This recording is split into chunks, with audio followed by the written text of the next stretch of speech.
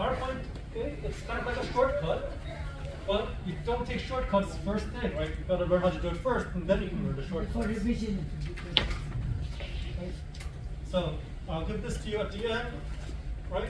But I do want you studying even if you don't have, you should be looking for the book and making your own notes first. And then take your notes, compare it to the PowerPoint, see if what you think was important matches what I think is important.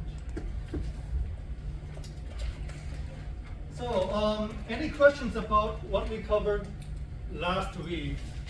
Last week we talked a bit about the clinical environment, we talked a bit about the hospital organization.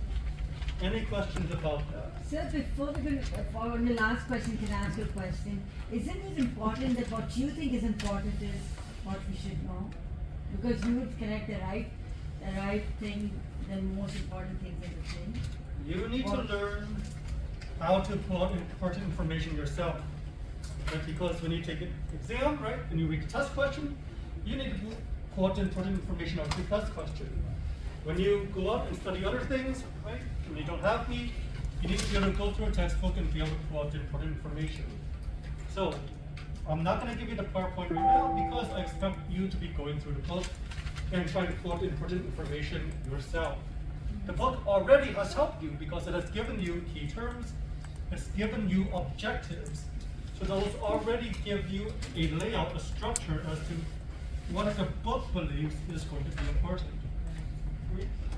So use that as the basis as you're reading through the book. At the end of the book, it even has, let's see. Right, so let's see.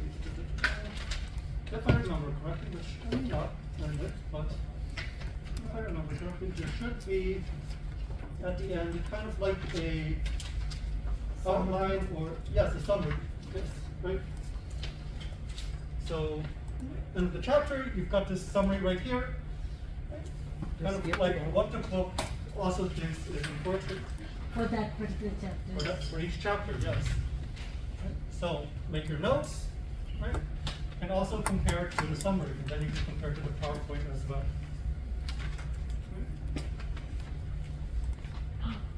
So let's say it's the student lab. Hmm? Let's say review questions. No, at the end of the chapter. Go to chapter 9 or chapter 7 or. Oh, I see the summary in the chapter. I see. Summary at the very end. Yes, sir. Before the references. Okay, so chapter 9, we've done the flashcards for this. So, can anyone explain to me what we're going to be covering today? Scatter. What are we going to be talking about? What is chapter 9 about? Scatter. Scatter? Okay, that's true. Scatter is part of this.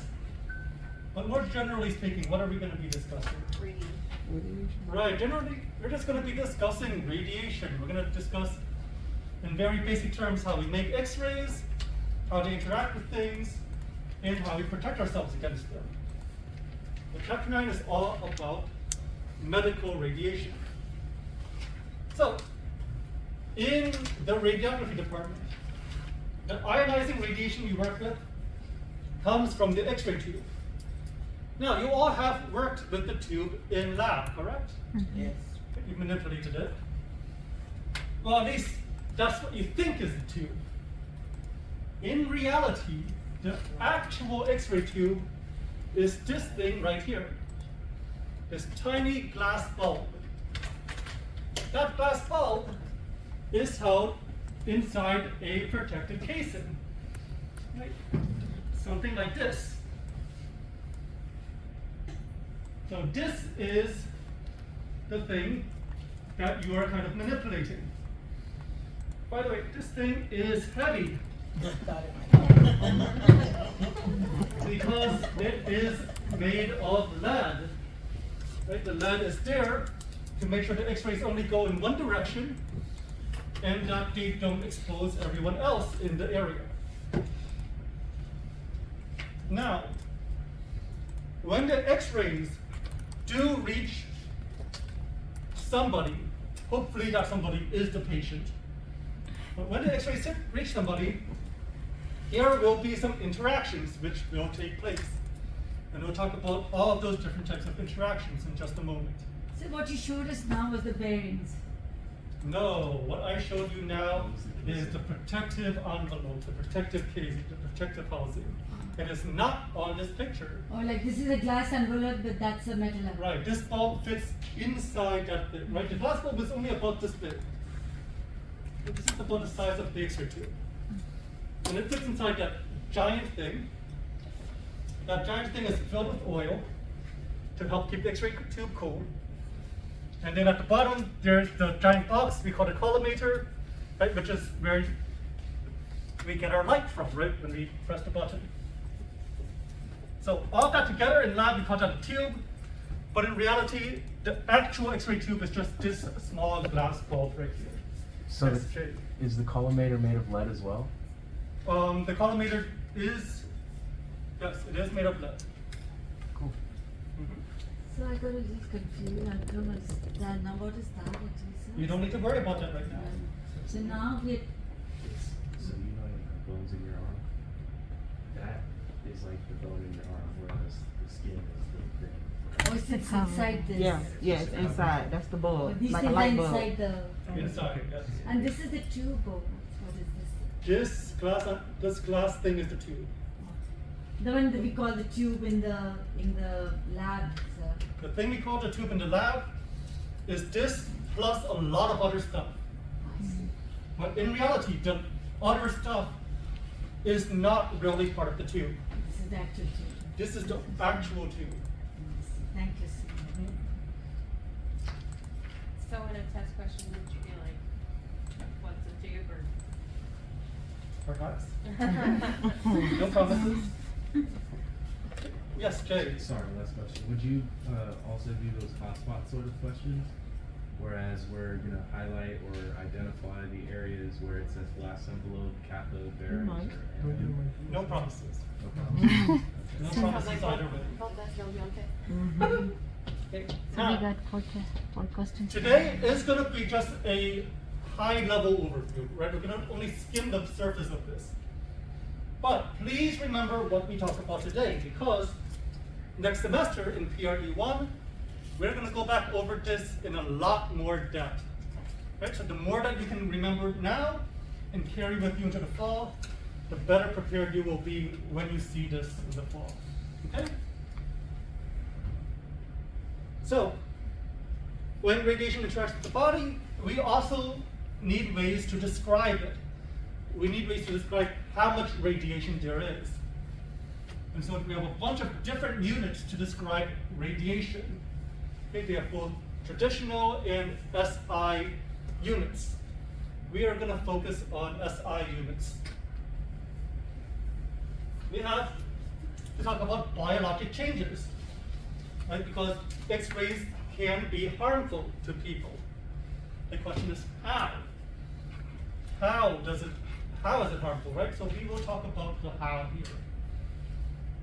And then finally, we have ALARA, as low as reasonably achievable. And we will talk about the many different ways in which we can respect ALARA.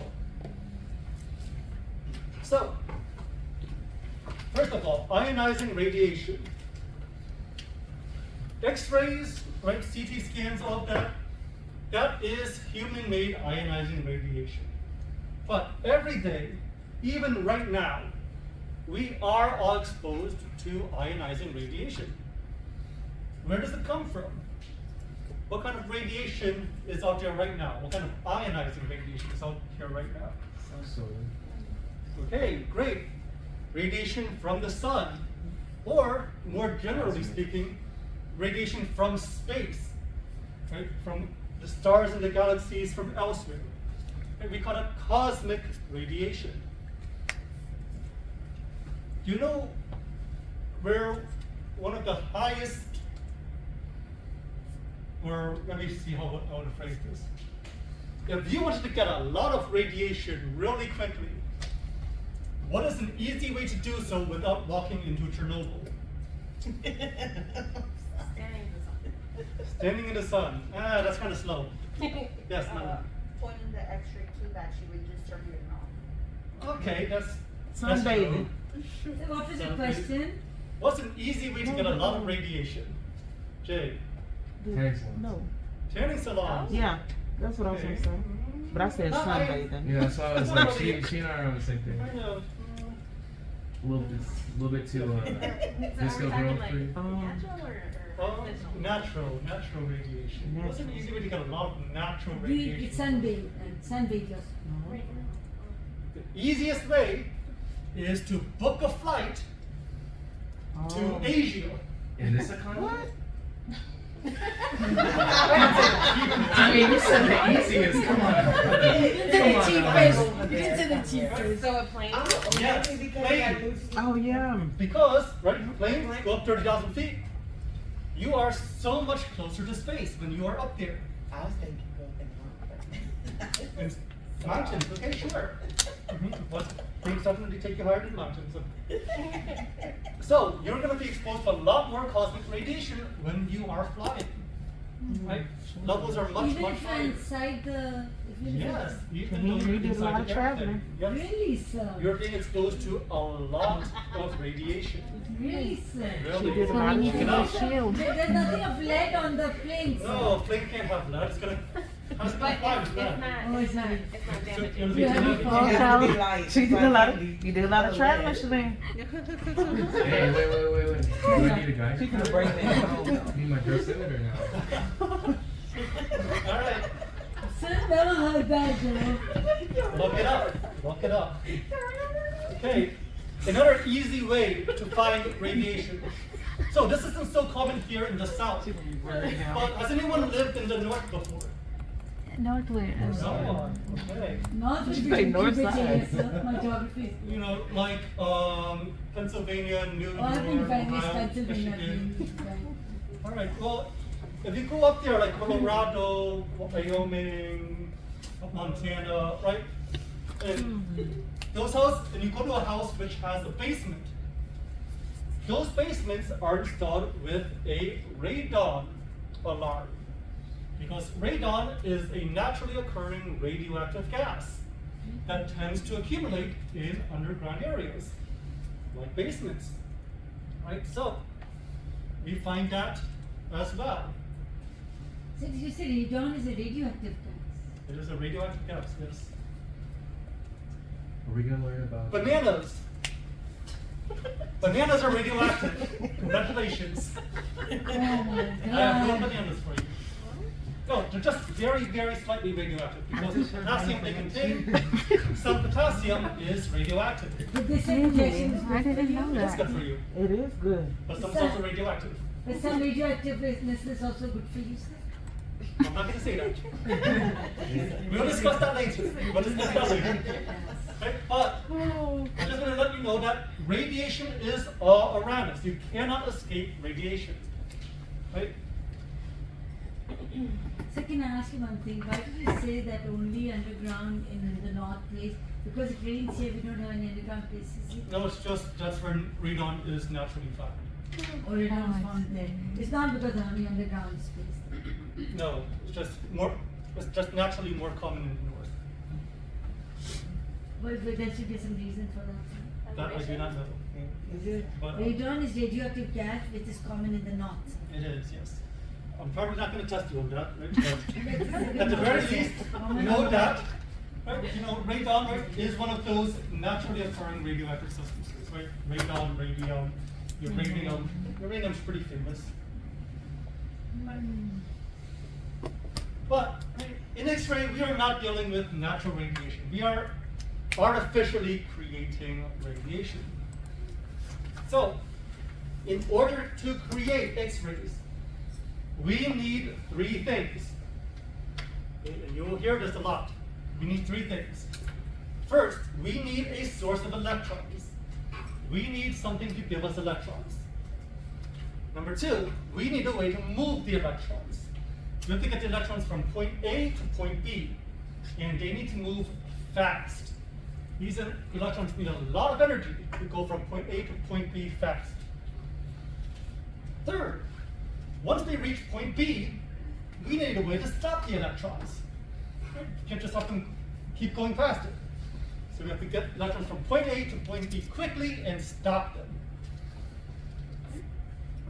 So, how do we do this? So what was the second thing, sir? First was electron and second was? We need electrons, we have to move them fast, and we have to stop them. Thank you, sir. Okay. So, if you take a look over here, here we have a picture of the X-ray tube. This X-ray tube is made of heat-resistant glass. It is heat-resistant because the production of X-rays also produces a lot of heat. So cooling down the X-ray tube is a big priority. Making sure things don't melt is a big priority. And then, the inside of the glass tube is a vacuum. What is a vacuum? And please don't respond, Dyson. What is a vacuum? Vacuum has no It's air. Anything that's Suctions like in. space enough. Okay, so airtight, space without stuff, It suctions. kind of like a suction. Yeah. Okay, very good. Electrons. So it's the space which is basically empty of everything, right? There's no air, there's no gas, right? There's nothing inside that space. It is actually empty. Right? So the reason why we need a vacuum, right, to make sure that the electrons don't crash into anything on their way from point A to point B, and to make sure that we don't burn the stuff inside the tube. Okay, because if you want to burn stuff, you need oxygen. You take the oxygen out, create a vacuum, then it's harder to burn stuff. Now, this tube has two ends. Right? What does this sign say? Negative. Great. What's this sign? Positive. Positive. So, if you take a look at the bullet points here, what do we call this here? Anode. What do we call this here? Cathode. Cathode. Very good. So the negative end is the cathode, the positive end is the anode. Okay. Bless you. Bless you. So, electrons. What charge do electrons have? Negative, sir. And positive. Yes, electrons are negative. So, if we need to have a lot of electrons, which side, anode or cathode, do you think is the side that has all those electrons? Yes, the cathode end is where all those electrons are, right? That is why it's negative. So what was your question? Which side of the tube has the electrons? Which side of the And tube how has do the you know this is the cathode, sir? This side? It is the cathode side that has the electrons. Or so the glass portion is called the cathode, sir? No. No, only this, You see the this? right side is called the cathode, the left side is called the anode. Oh, I see. Just that portion where it says negative and positive. Yes, Jay. Earlier, I think one of the first or second slides, it had that little spot where the filament and the electron beam are. Mhm. That like block, it said that that specifically was the cathode. Mhm. Which one? So this That's what I was is, trying to show you. Yeah. so we call this the cathode end. Right, so cathode end is just The negative this side. end with the filament, the negative side. Mhm. Anode end is this side with just this, The the anode. tungsten anode. And then, Mhm. okay. Okay, so one end of the tube is your cathode, one end is the anode. Sir, sorry, sir. Yes. So what to get it correct? Tungsten anode, everything on the right of the tungsten anode is cathode and everything on the left is the anode. Is that what you said? If you imagine a line right here, Right. everything on the right of the line is my, Near the tungsten anode, from the tungsten anode. so everything on the right here is The cathode, sir. good, everything on the left here is Anode. anode, good. So just imagine a line straight down here.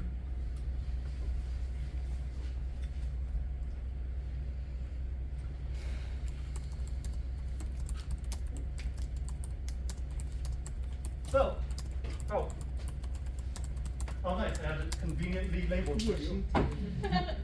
So, inside the red box, right, the cathode end of the tube, we have a few things. The most important thing here is the filament.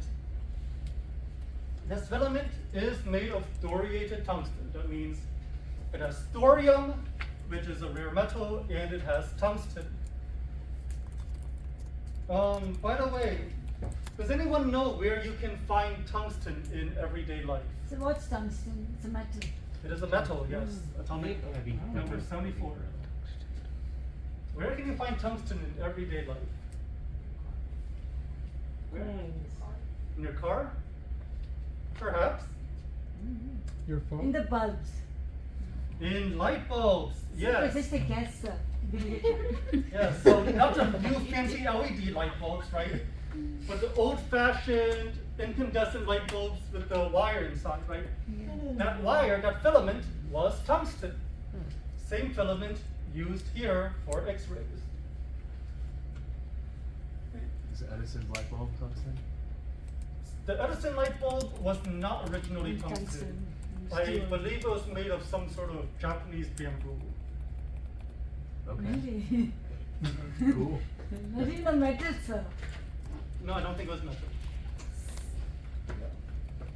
Random facts, I know. Okay. Sir, tungsten is a metal that was in light bulbs, and now it is present in the cathode of our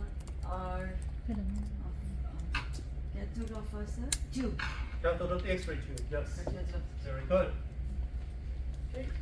Now, this is a filament, so we are going to pass electricity through this filament.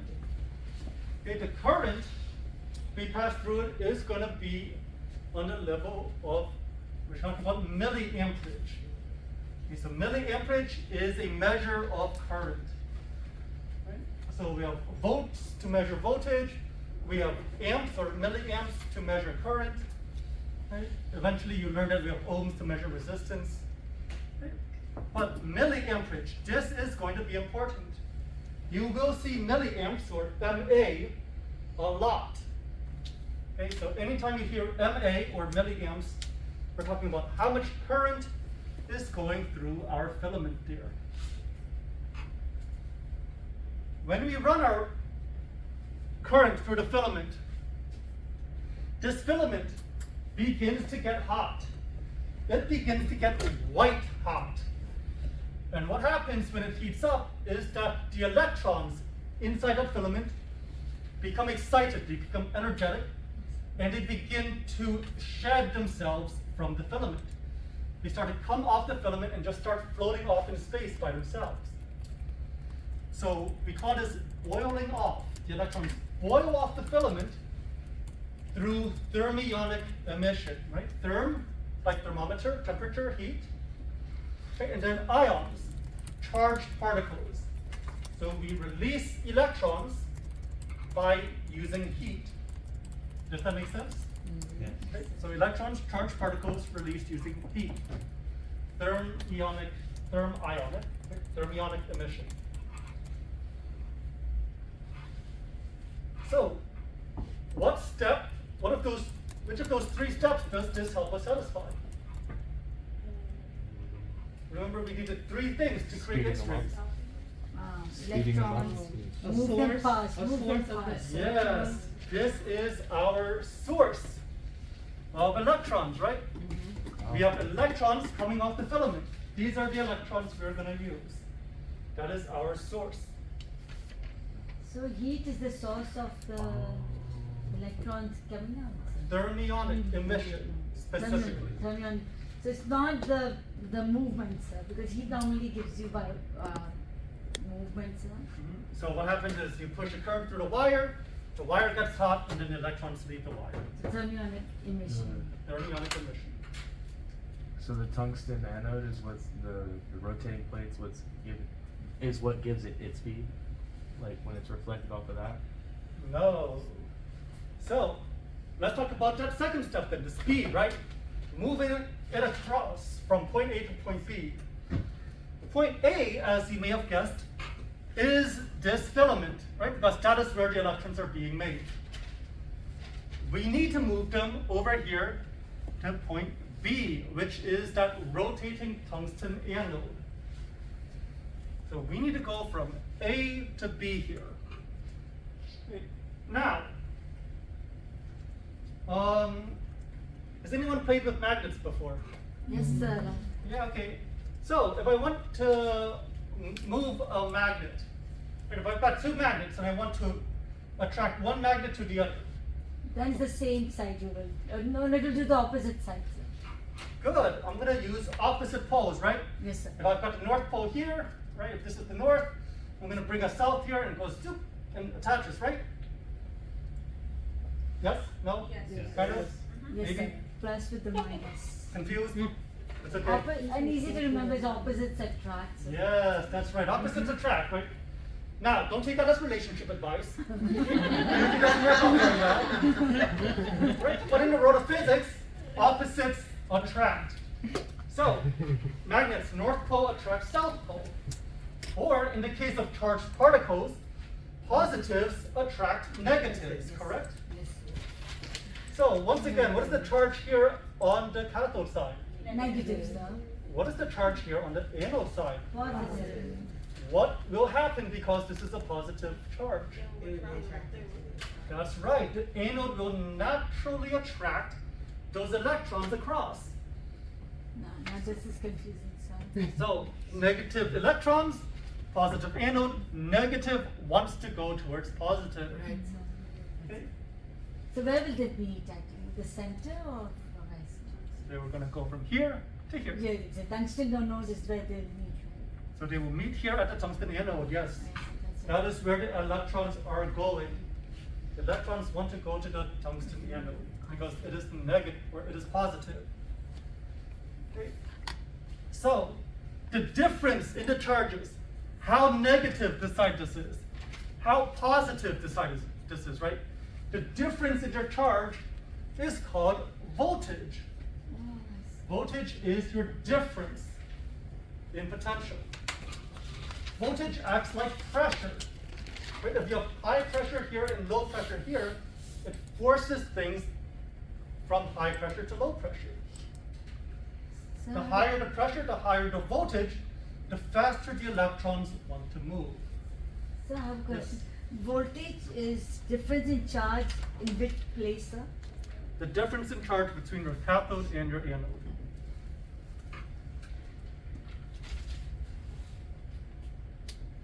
Okay. So because of this voltage, because of this difference, we will cause electrons to accelerate from the negative cathode to the positive anode. Does that make sense? And so we call this our electron beam. So why couldn't it have been the opposite that it gets the positive to the negative? Why are we saying it gets the negative to the positive? Because the electrons are the things which are able to move. Oh, because and we are the electrons are only in the cathode, which we are talking about is in the cathode. Yes. So they'll be created in the cathode, so they'll move to the positive. Correct. Right? Positive to The positive. only particle we have, right? The only thing that can move right now is the electron. Oh, I see. Right? Yes, sir. Cathode can't move. Yes, sir. Anode can't move. Right, sir. The only thing that can move are those electrons. Right, sir. Thank you, So that is why the electrons will travel across the path they take. That is our electron beam. So we have a bunch of electrons going pew, pew, pew, pew, pew across the gap, right? Going from here to here. So that takes care of step 2, moving the electrons, correct? What was step 3? Stop it. Right, we gotta stop the electrons now. And so we're gonna stop the electrons right here at our tungsten anode. So, this anode is actually not pure tungsten. It is made of a combination of both tungsten and rhenium. And when those electrons crash into the anode, right, that energy has to go somewhere. Right? For example, if I have this book here, right, and I drop the book, it's going to go from point A to point B, right? Right, sir. The floor, right? But then it's going to stop because it hits the floor. When it hits the floor, what will happen? Sound. Sound. Right? It releases sound. It released Sound. it turns some of that energy from motion into sound. Over here, instead of sound, the energy is so high that we are creating X-rays instead. The energy from the electrons crashing into our anode right here turns the energy into X-ray energy. So it goes from kinetic energy of the electrons moving into X-ray energy. So the And ener- heat. And heat. So Right? energy from the cathode gets converted into, when it hits the tungsten anode, it gets converted into X-ray. So the electron starts here, okay? It gains energy, it jumps over here, it travels really, really fast. Once here, it stops. So the electron's still here, but when it stops, the energy used to stop it gets turned into X-rays. The X-rays, remember, are just a form of energy. Right? Sound is energy, light is energy, X-rays are energy. In this case, the energy released is so high that it is X-ray energy, right? Really high level energy.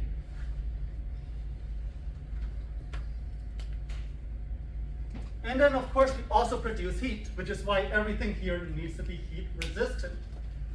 Because if it wasn't, we would end up just melting this tube. So we do produce a lot of heat.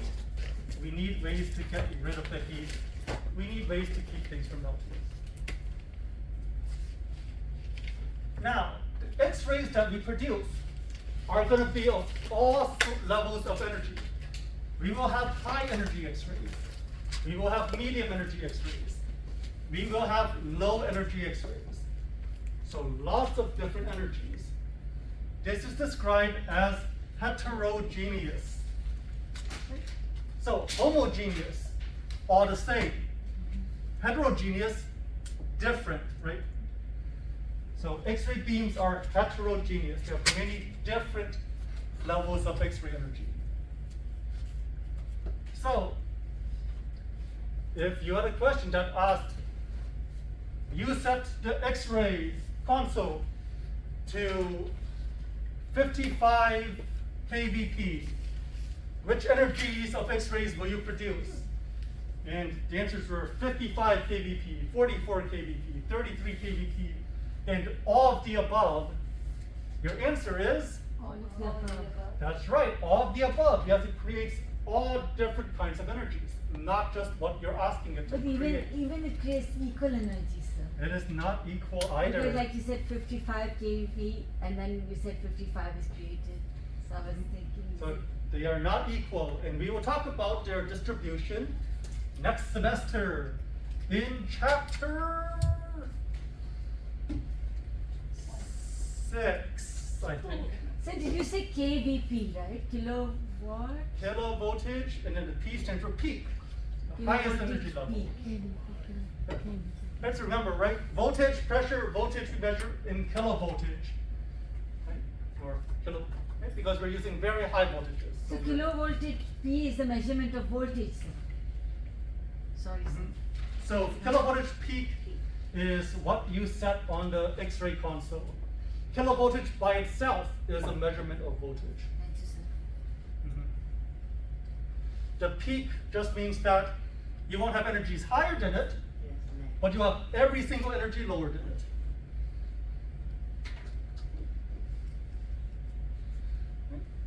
So, another way we measure it, instead of just saying kilovoltage, we use kilo electron volts, KeV, kilo electron volts. So, we have voltage, right, KeV, and we have current, which is amperage, MA, milliamps. Those are the two energy units we are going to be dealing with on a regular basis. You're going to be adjusting your KV, and you're going to be adjusting your MA as a day-to-day occurrence in the X-ray department. Right? For chests, you're going to use higher KVs. For hands, you're going to use lower KEVs and lower MAs. So what are you using KEV more than KVT? So PeV is the actual measure of energy, but PVP will be what you're actually setting on your machines. So so the peak is the level you set for what, sir? The highest level that you can go to. The peak just means The peak. when the you highest. shoot your X-ray beam, right, you have all sorts of different energies. What is the highest energy in your X-ray beam? Is the peak of the. That is your peak. Oh, So if it is 55 kVp, you will have energy levels from 0 to 55, the 55. but nothing higher. So, Okay? peak is the highest level of energy. Correct. So, right, 3 simple steps. Electrons get produced at the filament. They travel from cathode to anode. When they stop at the anode, they create X-rays. Okay? And that is how, or that is what is going on inside your tube when you press that button. Right? You're sending electrons across to produce X-rays. So, any questions about this, first of all? Because I know this is a lot of sciencey stuff. It's already physics, sir. We thought we were doing next semester. Your official physics doesn't start until the spring, but yes, we are doing a lot of physics stuff right now as well. So did you say one is electrons get produced in the cathode? Did you say in the filament you said? So yes, number 1, we produce electrons in the filament, which is on the cathode side. Number 2, we move the electrons from cathode to anode. And number 3, anode stops the electrons to create X-rays. Okay, so we have met all 3 criteria. Now, just because we created X-rays does not mean we're done. Because now the X-rays need to go to our patient. And when they reach our patient, 3 things can happen. And you must know these 3 things. These 3 things are very important. Number 1, when X-rays reach a patient, the patient can fully absorb the X-ray. X-ray enters, nothing leaves. X-ray got absorbed inside the patient. Number 2, X-ray can enter the patient, and then it bounces. So inside the patient, right, it comes this way, but it exits this way. Right? It comes in, and then it bounces in a different direction out of the patient. This bounce is called scatter. So X-ray, full power X-ray comes in, low power scatter comes out. And finally, third thing that can happen, X-ray comes in and X-ray goes out. It just goes right through the body, nothing happens. So 3 things can happen: absorption, scatter, transmission. So what is the third one? Absorption, scatter, transmission. Third one, X-ray goes in and it comes out. It does not interact with anything. Right? So, if you think of a traffic accident, right? If you think of a crazy person that drives their car into the median of a highway, 3 things can happen. This car hits the median and it stops, right? Absorption. This car hits the median, bounces off, and rolls a little bit further. Scatter. Or his car just goes straight through the median and continues on until it hits the tree on the other side. Transmission. Right? 3 things can happen. It either stops, it bounces, or it goes all the way through. So this all the way through is the X-ray goes in and comes out. It's all the way through. And it's also called transmission. Transmission. Right? It doesn't change direction, it doesn't lose energy, it interacts with nothing. It just goes in and it comes out.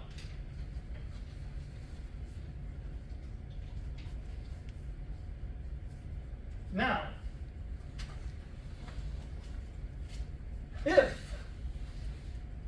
we do have an interaction, if we have any interaction, whether it's absorption or scatter, we call that attenuation. Do I have that on here? I do not. We call that attenuation. Is that spelled A-T-N All right. or E-N? A-T-T-E-N-U-A-T-I-O.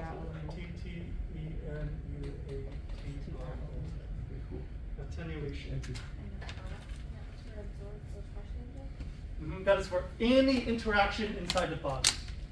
If the X-rays lose any energy, there has been attenuation. Where does the X-ray lose energy, sir? When it gets absorbed or when it gets scattered.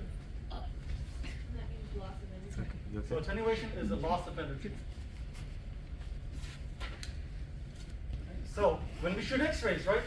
If we have 100 X-rays go into the patient and only 50 come out of the patient, and we're like, what happened to the other 50? They were attenuated. Right? If we have so much energy come through and less energy comes out, what happened? It was attenuated. So attenuation deals with absorption, attenuation deals with scatter. Attenuation is basically anything which is not transmission. When we do have attenuation, one of 5 things may be occurring. We may have classic coherent scatter. We may have content scatter. We may have photoelectric absorption. We may have pair production, or we may have photodisintegration. By the way, does pair production sound familiar at all? Chromosomal? Say it again, sir. Does pair production sound similar? Familiar? Chromosomes, like he says, You haven't seen they this say is before? spread. Oh, no. That's right. It was on your pop quiz. Yeah. The one where I expected you to not know anything on. Yes, it had pair production. So hopefully by the end of this, you will actually be able to properly answer that question. So, 5 possibilities for attenuation. However, only 3 of them happen in X-ray. Only classic coherent scattering, content scattering, and photoelectric happen in X-ray. So only your absorption and your scattering happen in X-ray. The other 2, pair production, photodisintegration, they happen at energies much higher than we see in X-ray. In X-ray, the highest we go is about 100,000 volts. You will not see pair production until energies go over 1 million volts.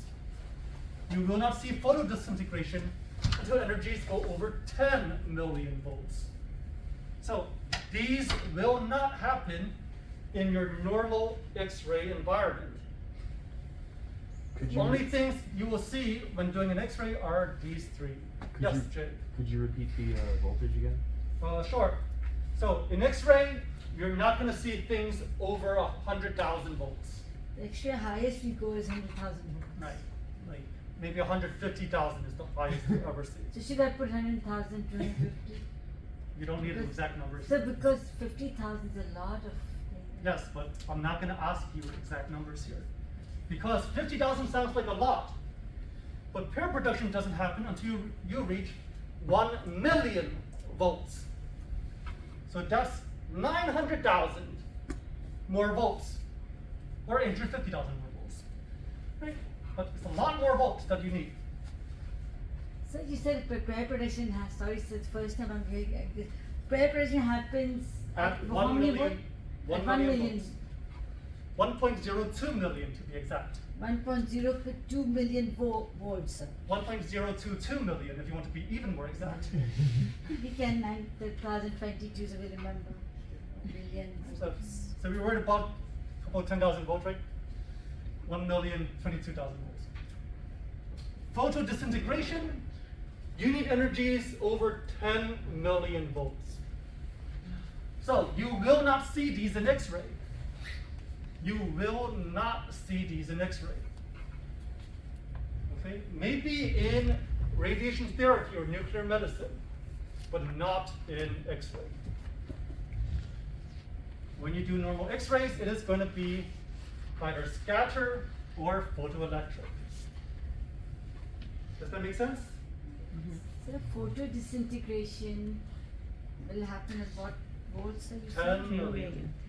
10 million. 10 million. That was 1.02, 2 billion for production. Yes. So was it 1 million and 10 million? I see. 10 million. Sir, another thing you said was these two are types of. What, sir? You will not see these two in a normal X-ray setting. And you will not see them when you take X-rays of your patient. These interactions will not occur, not even slightly. Okay. The only interactions you will see are these three up here. So this is what we're going to be talking about today. What about the rest of them? Well, we'll save that for next semester. Maybe. If I can. We'll see. We'll see. Okay, some more vocabulary we need to know. Incident and scattered. Incident just means incoming. Right, so the X-ray coming from the tube is your incident X-ray. It's the X-ray that is going to interact with the body. So incident photon and incident X-ray the same thing? Yes. Incident photon, incident X-ray, same thing. You will learn later on that X-rays, they are energy. They take the form of a packet of energy. A packet of energy is called a photon. So incident photon is the same as your incident X-ray. It's just a packet of energy, and the energy level is at the X-ray level of energy. Is this a form of package or packet, sir? Yes, packet. Packet, sir? Photon is a packet of energy. Okay. Over here, we have the scattered X-ray. Remember, when something is scattered, it has changed direction. So when something scatters, it changes direction. It is backed, it's reflected. It is not going the same direction as before. Okay? So any change in direction is scatter.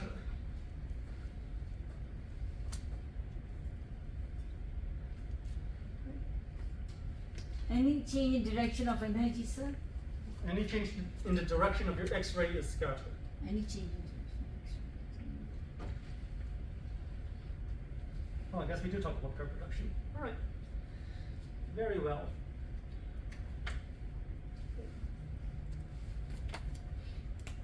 All right, how are you doing so far?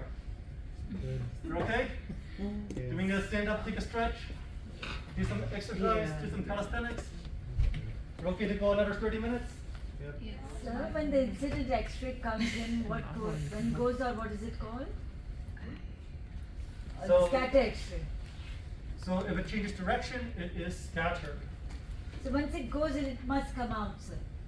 No, No. So then why does it say it changes direction?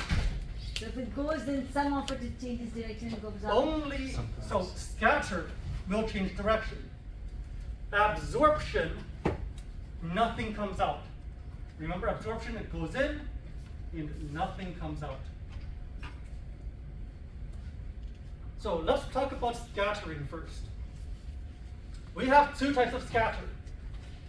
We have coherent scatter and we have Compton scatter. Okay, coherent scatter is also called classical scatter, it's also called Thomson scatter. It's also got a bunch of other names like elastic scatter, unmodified scatter. But you won't need to know those names right now. That's going to be for next semester. The name I do want you to know, right? Coherent, or classical coherent, or Thomson, right? They all refer to the same thing, which is what's going on right here. Basically, right? Got something in the body right here, got an atom inside your body. Here comes the X-ray, right? Our incident X-ray, or incident photon. And it comes here and it hits the atom. It doesn't really hit the atom. What it actually does is in the atom, you've got electrons on the outside of your atom here. right? You've got electrons on the outside of your atom. This X-ray bumps into one of these floating electrons. This electron spinning around the atom, X-ray comes along and crash. It hits the electron. Now, this X-ray does not have a lot of energy. This is a low energy X-ray, right? Less than 10 kilo electron volts. So this X-ray hits the electron and it gives all of its energy to the electron. And so now the electron has gained a lot of energy. It's excited now. Right? It's excited, it's wiggling about, but then it has a sugar crash.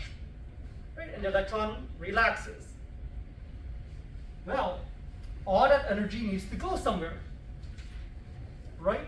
If it goes from high energy to low energy, all that energy needs to go somewhere. So what happens?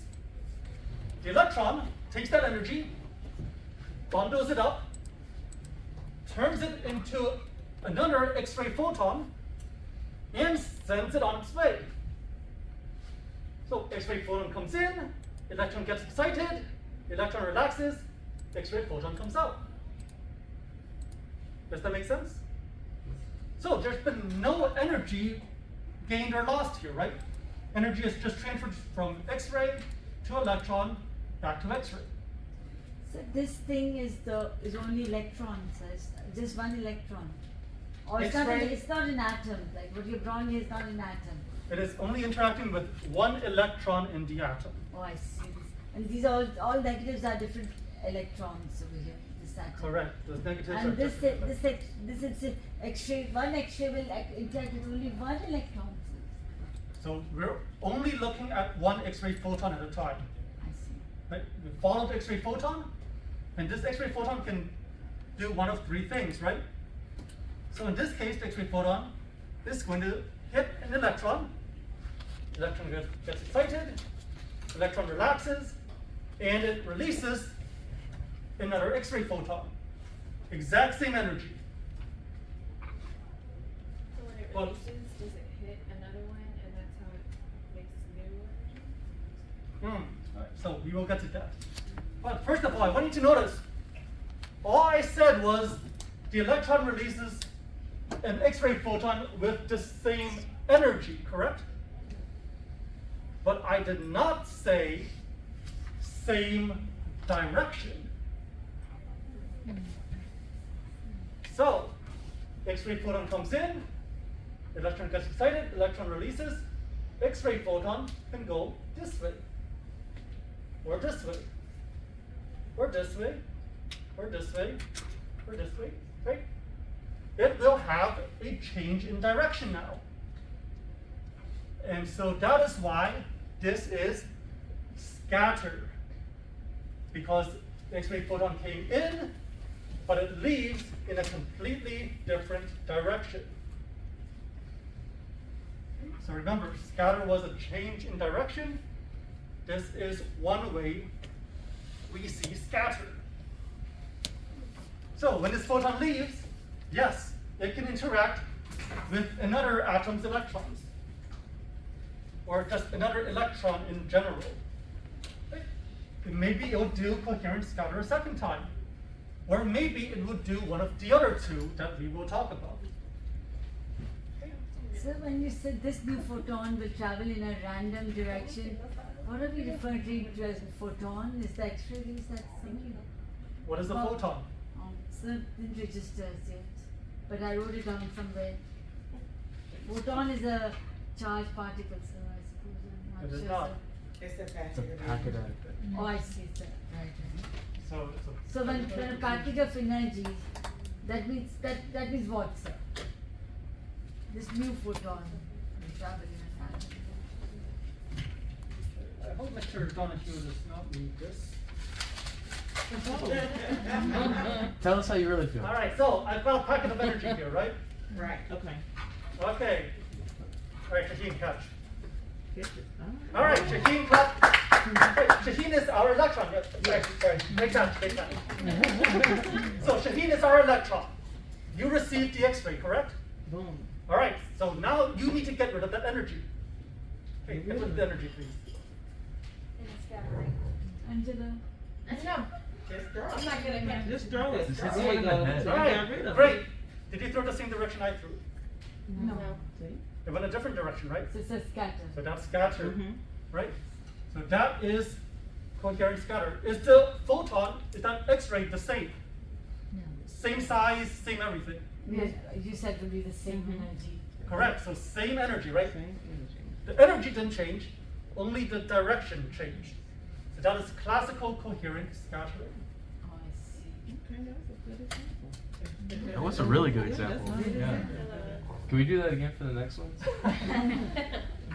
Perhaps. Let's see. So I suppose when we read, we probably I understand, understand right? it. Yeah. It's a little bit, So I'm trying to read it and then I'm going to look at it. so this thing that is coming to us is the photon. It is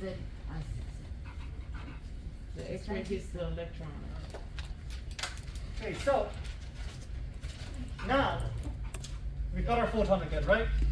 But instead, what happens if we have photoelectric interactions? In this case, instead of hitting one of these outside electrons, like we did for the classical scatter, we're going to hit one of the inside electrons. Inside electrons have a lot of energy holding them in place. So this X-ray photon is going to be a very high energy X-ray photon. It's going to come in, it's going to crash into this inside electron, and the electron is going to get knocked out. It has enough energy to kick an electron out of the atom. But because it takes so much energy to kick the electron out of the atom,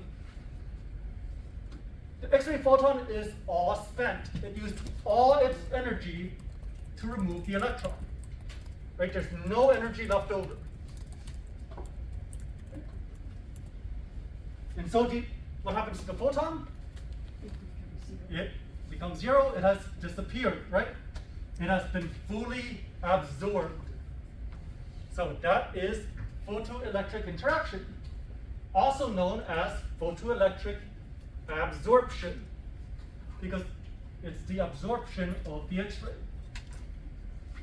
So photon hits the inner shell electron, the photon goes away, inner shell electron also goes away.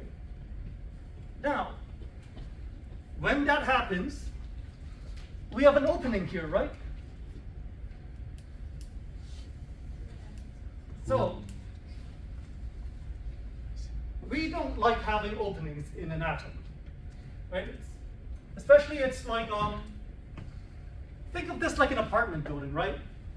The inside part of the atom, those are the nice apartment, those are the nice rooms, right? Out here, these are the less well-maintained rooms, right? So it's kind of hard to get someone to move out of a nice room, isn't it? We gotta offer them quite a bit of money for them to move out of that nice-looking apartment room. So we need a lot of money, or a lot of energy in this case, to kick this electron out, right? We spent all our money, all the energy. But now there's a vacancy, right? It's now for sale or for lease. And now everyone wants that room. So all these electrons outside are now going to want to jump into this new room that is open. And so you've got this electron here. He's kind of like in the middle level.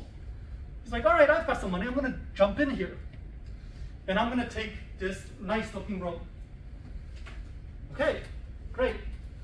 So he pays the landlord some money. And now this is his room. Right, but now he's left his own room open. So what's going to happen? from the third level will come there. Right, one reflection from the third levels, right, the really rundown looking rooms. They're like, oh, there's a middle room open. Okay, I'm gonna jump in here. And so you get this chain, kind of like chain reaction, right? Where one electron jumps down, and then the next one jumps down, and the next one jumps down. and they all jump to the next level. They all drop down by one level. Right? What happens to the inside ones? The inside one already left. Oh, that went out of the, was the scatter one. Yes, that one left. We're gonna call that one our secondary, or characteristic electron. Because he left, so we created a space, and then that space created the chain. Correct. So we call this right chain reaction a characteristic cascade. You don't need to know that yet, right? But the idea is that you've got this chain reaction where the inside electron leaves, and then everything else drops down to fill some gaps. Okay? Now, because the atom absorbed all the energy from this X-ray, right? And then as these electrons drop down, they're going to release their own energy, right? Because they're spending money to go into the apartment, right? Remember, money in this case is energy. So they're giving off money, they're giving off energy to drop down to the better looking apartment level, right?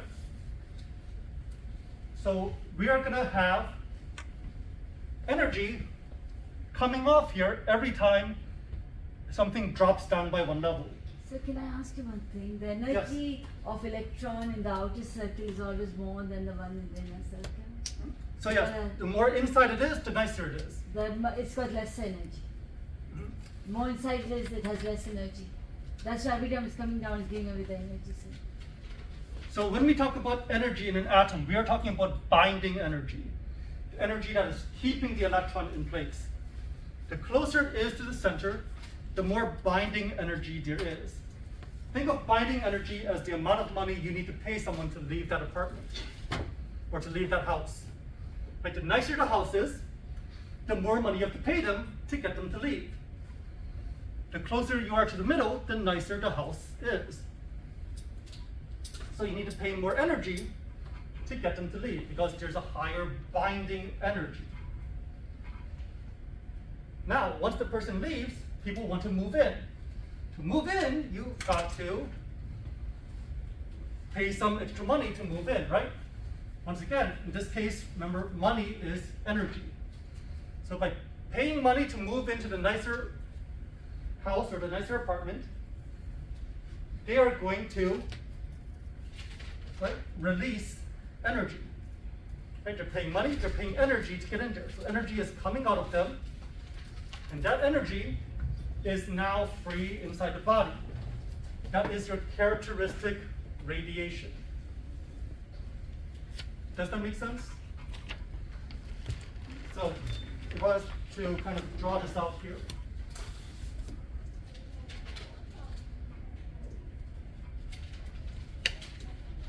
So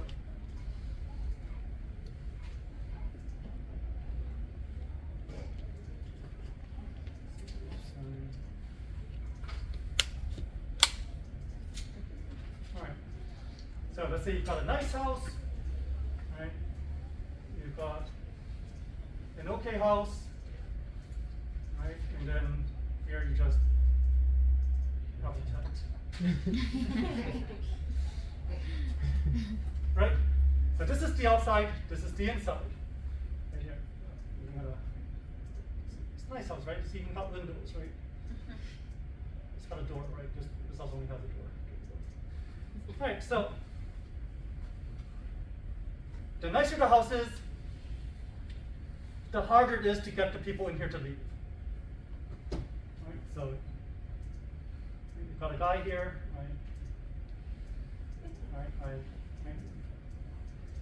All right.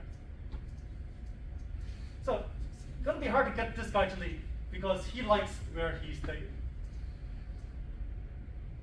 Right? Over here, right?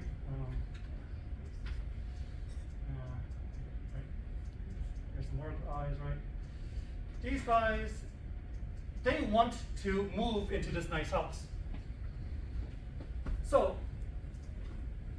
along comes some money, right? here's some money. Money comes over here, and the guy's like, all right, sure, I'm gonna leave.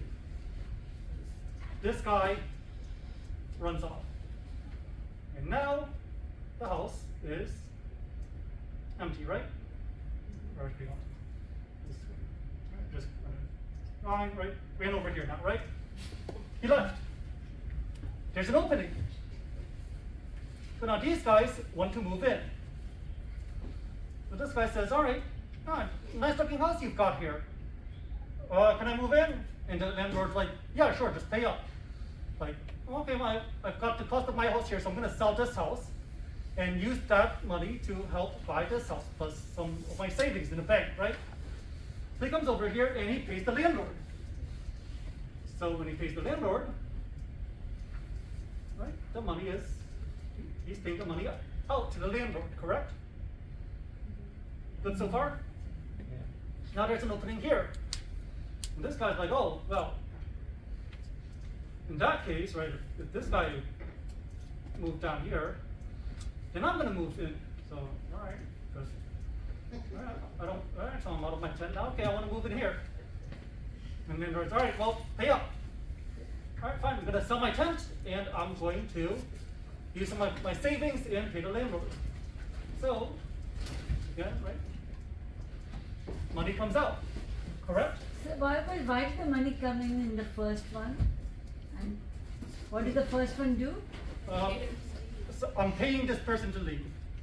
I want this guy to leave the house, so I paid him to leave. So that's him getting knocked out. That's him getting knocked out. But so this guy got knocked out, and then this guy moved down, and then this guy moved down, and they're paying the landlord to move in. So energy came in. This is our incident, right? Our incident photon. All the money got absorbed, right? He's got all this money now, right? He's got all the money, right? This money is all his now. Only the one that he was paid, right? Only the one that I paid for, right? This guy who dropped down, he had to pay money to the landlord to move in. This guy who dropped down, he had to pay money to the landlord to move in. So they are giving away money. So this money that's being given away, right, is our characteristic radiation here. Right? As they change shells, right, energy is being released in the form of X-rays. And so that gives us our characteristic radiation. Which in terms of the picture would be energy released in the form of money. Yes. So this is our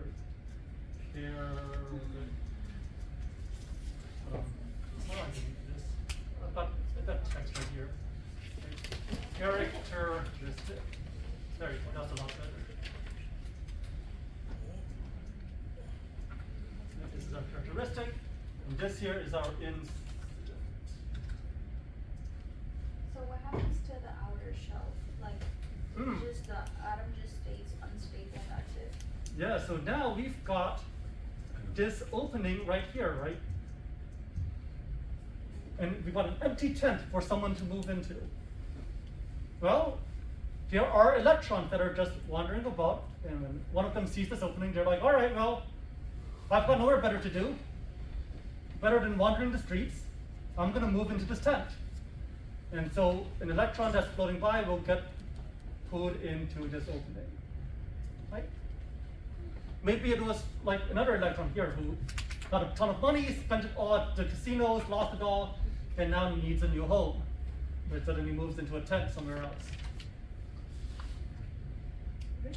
But this is the general idea of what is happening here, right? Just replace money with energy, and you see it is the exact same thing.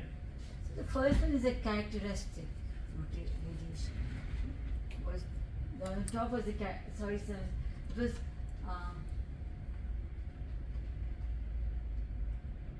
So yes, these top two are characteristic. When the energy is leaving, that is characteristic. but this only left from so both of them are characteristic. So that's right, both of them are characteristic. The top 1 and 2 are characteristic.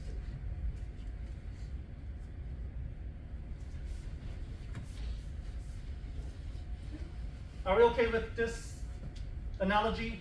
Yes. Make sense? So I didn't understand here when you were explaining that somebody comes in and takes the place. So somebody comes in there to take the place, the tent. So eventually you're gonna have somebody you're gonna have someone walk by here. Right? So, like someone's just gonna walk by, stop, like, ooh, empty space, and then they jump in. Freebie. That's the The result. freebie one. He won't give That's a up on freebie. you. That's a freebie. The incident, is that just their being knocked out? Right, so the incident is just knocking this guy out here.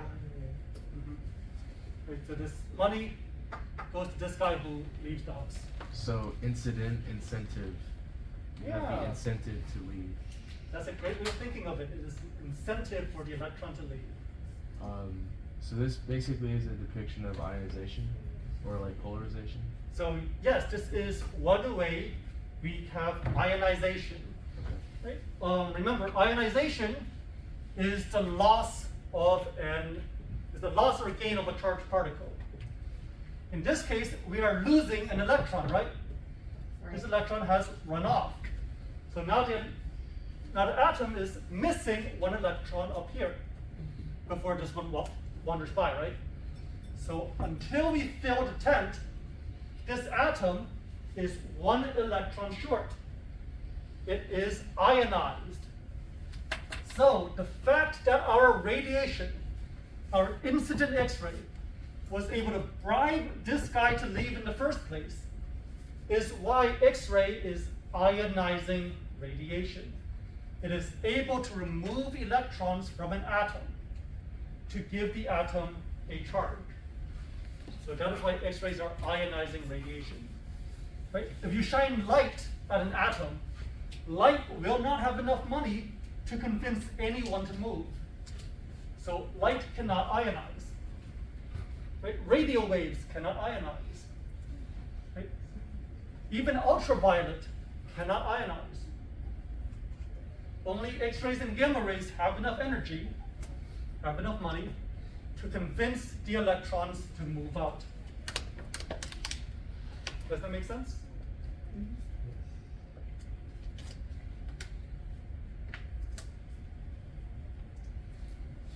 Okay. So, absorption is the source, or photoelectric effect, is the primary source of danger to patients. This is where dose comes in.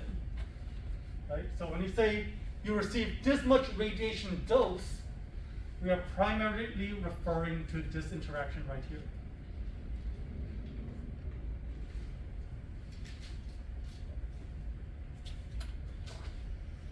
Okay, now,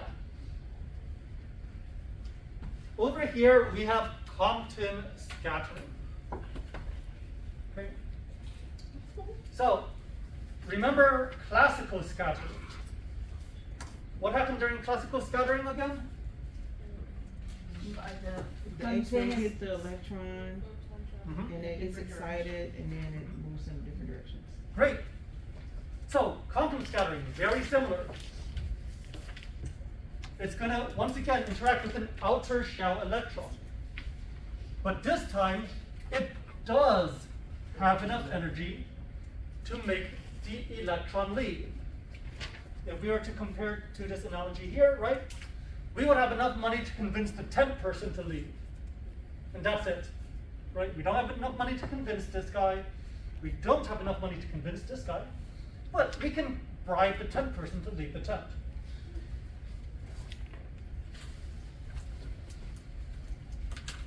So, who wants to be my electron? All right, Jamie. All right. So, X-ray photon hits an outer shell electron right over here. All right. So take that ball and rip out about 1/3 of it. Take about 1/3 of the ball off there. Sure. All right.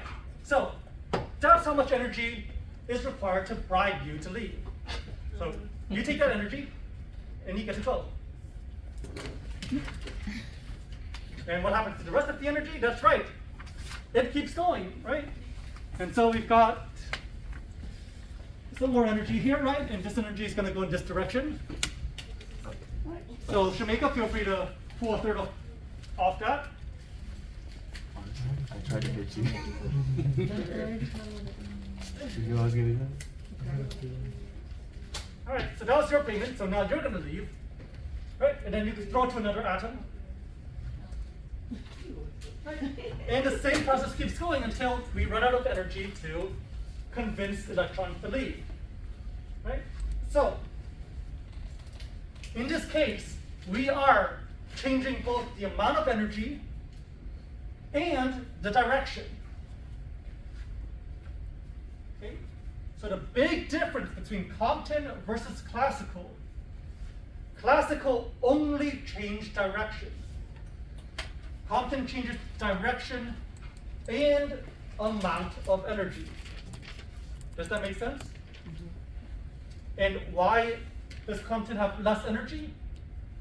Because it's given away. It's the outer. Great, it gave away energy to make the outer electron leave. So this is also ionization, right? We have removed an electron from the atom. This is ionization.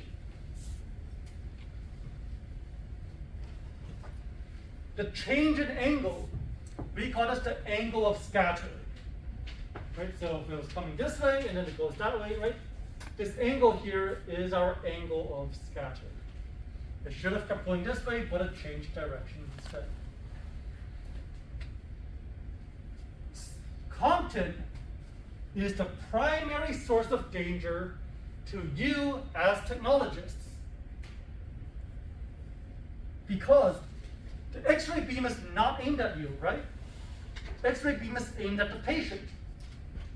So how can you possibly be affected by X-rays if you're not aiming them at yourself?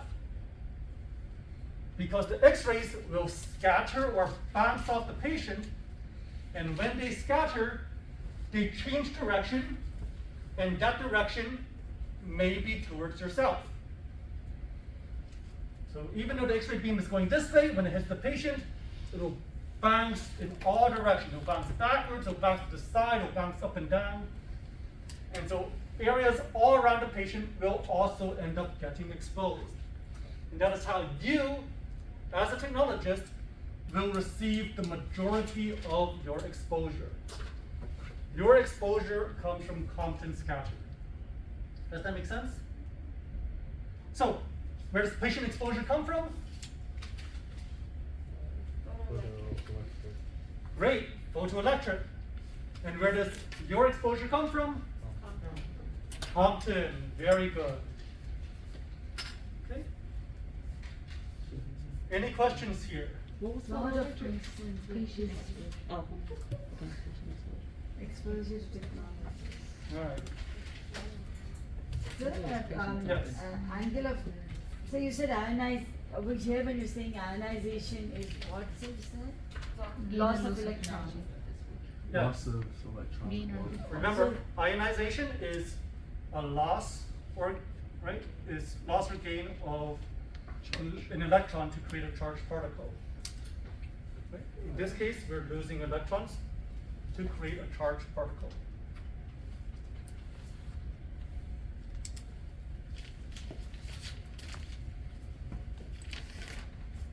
All right, really quick here. Pair production. All right, this one is kind of crazy. All right, this one is kind of crazy. So first of all, we need energies of 1.02 mega electron volts. Right? Mega electron volts just means millions of electron volts. So 1.02 million. What happens is this time, our photon there, instead of interacting with the electrons, it is going to interact with the nucleus of the atom, the center of the atom right here. So X-ray photon comes in, it comes close to the nucleus of the atom, and then it spins out its energy. What happens is that the energy ends up in Einstein's famous equation. what is Einstein's famous equation? Anyone know? E equals E MC and squared. MC squared. Yes, E equals MC squared. Pretty famous equation. But what does that equation mean? Like from mass into. Okay, I think I heard. Energy can't be created or destroyed. Mm. Right? Is that close? Something. Energy can be created or destroyed. It's considered- Mass can be created or destroyed. Well, to be more specific, mass and energy can be converted from one to the other. Mass is energy, energy is mass. So E is your energy, equals m, which is your mass, and then c squared is just the speed of light. So, what it's saying is, if you have this much energy, you can take that energy, remove it, and in its place, you will create matter. You will create a brand new particle out of that energy. So the energy is gone, and now you have a particle. In pair production, what happens is that electrons take 500,000 electron volts to create. If you have 500,000 electron volts, you can create an electron.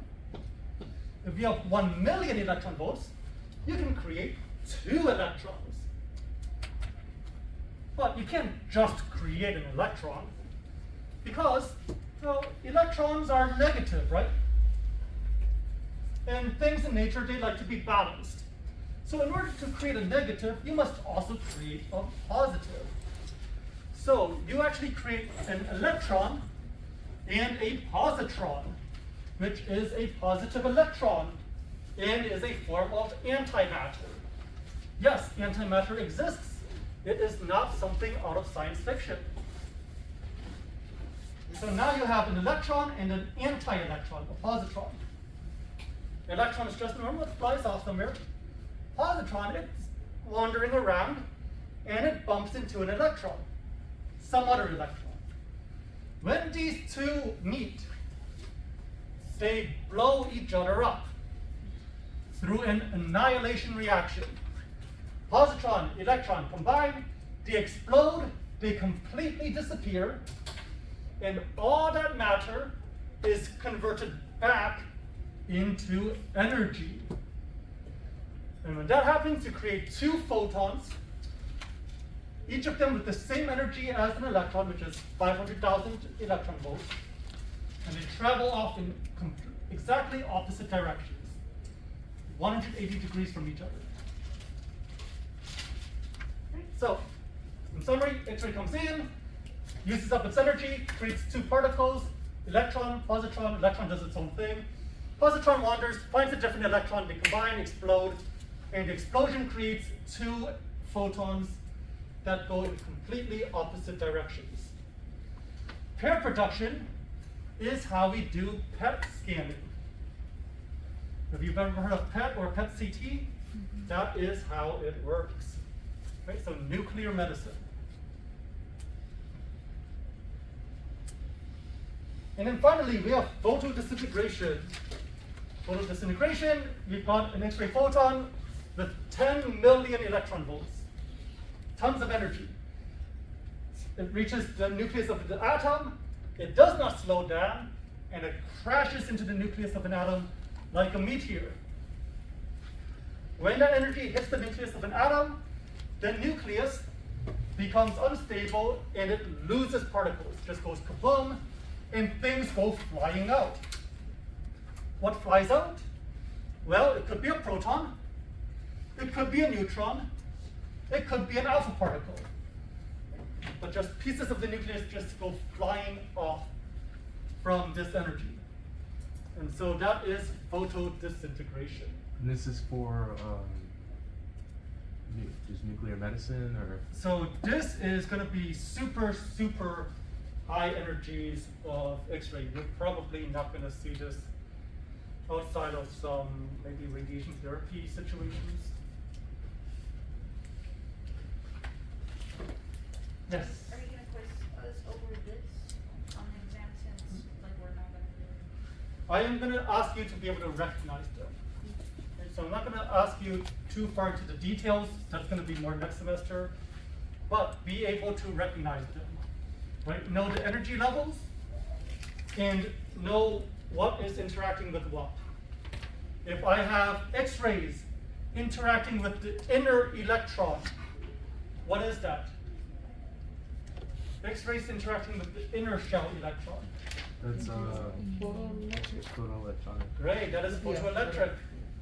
If I have an X-ray interacting with the outside of the nucleus of an atom. Compton. So if you hear nucleus, only two things could be possible. So if it indirectly interacts with the nucleus, Oh And this photo It's the- disintegration this interaction. one, shit. No, it's pair production, Up here. it interacts with the field around the nucleus. If it interacts with the outside electron, Compton. it could be Compton. What else could it be? Classic. Classical, good, classic coherent. And finally, if it interacts directly with the nucleus, photo disintegration. Right, so be familiar with energies, be familiar with what is interacting with what. Yes, Jay? Do we need to know the Greek? Is that No, you delta don't. or? You do not need to know the lambda. Lambda only means Lambda. wavelength.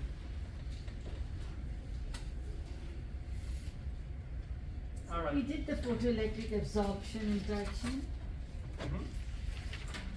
Okay, so we'll go ahead and stop here. For Wednesday, we are going to discuss units of measure. So please make sure you look over these. Be familiar with the SI units: Coulomb, Grays, Sieverts, Becquerels.